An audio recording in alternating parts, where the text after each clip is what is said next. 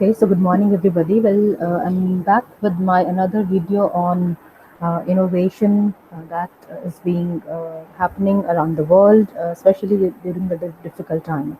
So today, in today's video, I'm going to talk about certain topics like innovation, barriers that affect companies in innovating, that stop companies from innovating, and some examples that we have seen in the last 2 years where companies have innovated and they have come out as solution providers during the pandemic time.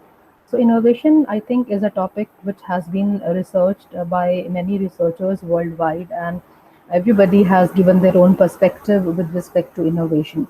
So, innovation, on one hand, is considered as a creation of something new, product or process that is providing a better value or a better benefit to the end customer.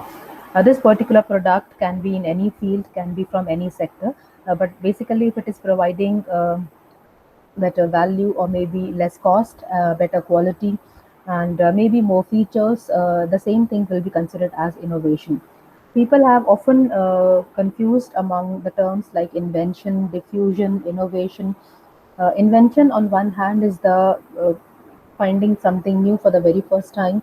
That is basically the process of finding something new for the very first time. Innovation, on the other hand, is a process which talks about the commercial aspect of that invention that has been made. When we are doing invention, we are not very sure whether that is going to find a market in real sense or not. But innovation is always aimed at finding the commercial market where it is expected that whatever things we are making, it is going to be sold successfully and it is able to meet the demands of the customers. So innovation is also considered as the process of finding critical values that provide more benefit to the end customer. Sector-wise, there are a lot of examples. For example, if I talk about medicine, so if there is a medicine that is as of now providing relief for one particular disease, but if the same medicine is being changed or transformed or made into a new medicine, and then it provides relief to not just one disease but it provides relief to two or multiple diseases, then in that case same process will be called as the innovation. So in this case what has happened that we have innovated something in the old medicine and now the old medicine has more benefits at the same cost. Maybe it is providing more benefit to the people and giving more relief to the people.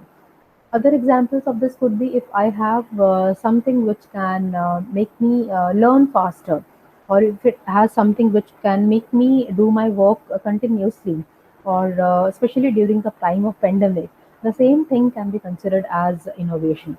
For example, during the pandemic time, we often saw people using different things to ensure that their business continues and starts or keeps running.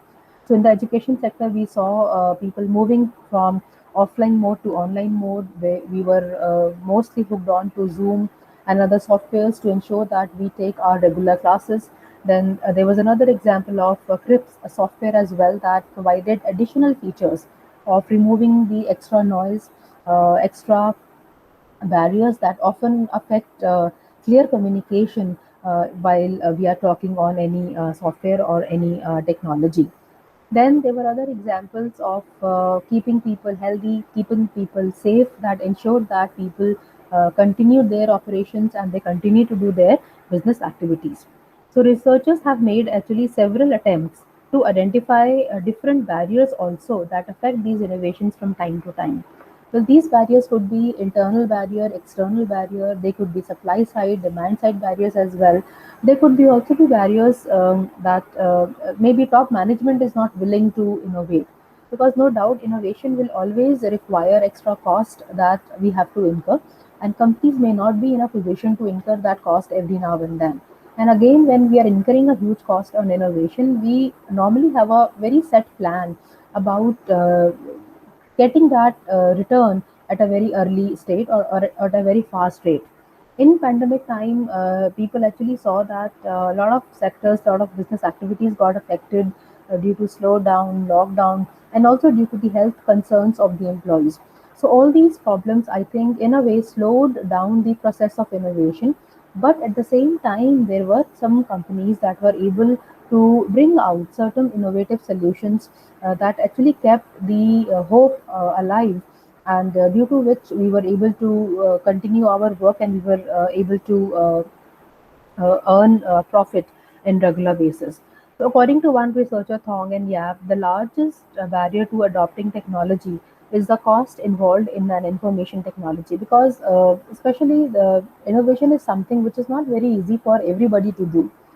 Some people can adopt it very easily, some people take their own sweet time, because it also depends on the willingness of the entrepreneur to innovate. If we are very much okay in the present scenario, in the present style, we may not be going forward to innovate and change our style of doing business. But I think situations like pandemic have forced us to think afresh, to think anew, if we want to continue and if we want to come out of this pandemic in a successful manner. There have been a lot of examples of barriers with respect to supply side and demand side as well. In supply side, we saw that supplies were getting affected, due to which there was a huge shortage of the medical essential supplies in across the globe. And we also saw that how medical supplies got affected due to the pandemic impact on different regions. Not only the supply side, even the demand side had equal influence on the market, because people were fluctuating with respect to their preferences. What they were buying earlier, we saw that now they are not buying the same thing. So that also made the demand side very uncertain. All the forecasting that was done by the companies from the last so many years, that actually went in haywire, because it was actually of no use. They were not able to make out in which way next 1 month or 2 months are going to go for a particular product. So that way, there was a lot of uncertainty, which again stopped many entrepreneurs from innovating. But there were many entrepreneurs who were very, very aggressive in their approach, very optimistic in their approach, who knew what they are doing, and who also knew that whatever things they are making, it is going to be of utmost use in the market. And they came out with those products in the pandemic time, and the examples are many. We had transparent mask. We had a software which allowed no noise or no barriers while talking or while communicating. We also had examples of sanitizers. We had examples of the mental applications which actually helped people in keeping a very positive mental attitude, and in also being very courageous during the difficult time. There was another example of a product which actually allowed people to keep themselves healthy with the help of the portable gym that they can also use at home. So, with everything shut down, people were not able to go out, they were not allowed to go out, so they had no option but to do all these things at home only. So, I suppose the pandemic, on one hand, if it has given us a lot of problems. I suppose at the same time, it has also given us a lot of opportunities to think afresh, to think anew, and provide better solution to the people in the difficult time. So thank you so much. That was all for today's video. We'll be back with another insight in the next video. Till then, stay safe and stay at home.